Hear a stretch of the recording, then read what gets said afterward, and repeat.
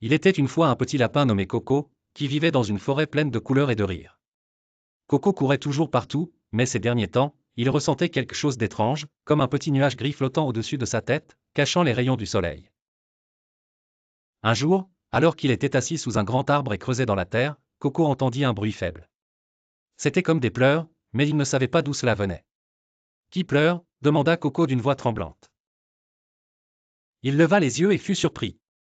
C'était un petit nuage gris. Pas comme les nuages blancs et lumineux qu'on voit d'habitude dans le ciel. Ce nuage avait l'air très triste. Le nuage parla doucement, « Je m'appelle Nuagelette, et je me sens tellement lourde. J'ai beaucoup d'eau en moi, mais elle ne veut pas tomber. » Coco, étonné, répondit, « Mais pourquoi tu ne laisses pas tomber ? La pluie rend tout le monde heureux. » Nuagelette répondit, « J'ai peur. J'ai peur de déranger les autres ou de gâcher leur belle journée. » Coco réfléchit un moment et dit, « Mais peut-être qu'en partageant ce que tu ressens, tu te sentiras plus légère. Parfois, quand je suis triste, je parle à ma maman, et ça me fait du bien. » Coco décida d'aider Nuagelette. Il l'emmena à la rivière proche, où des canards jouaient dans l'eau.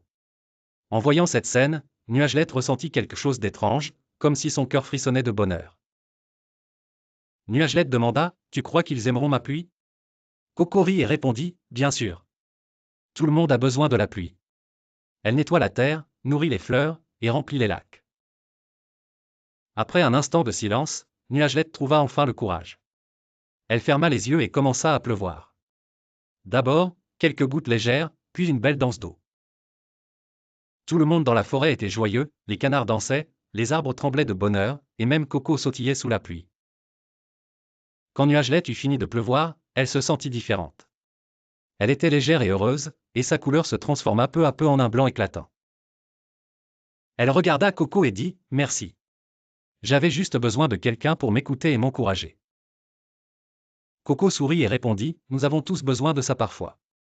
Si jamais tu te sens triste à nouveau, viens me voir et nous parlerons. » Coco rentra chez lui avec un sentiment nouveau.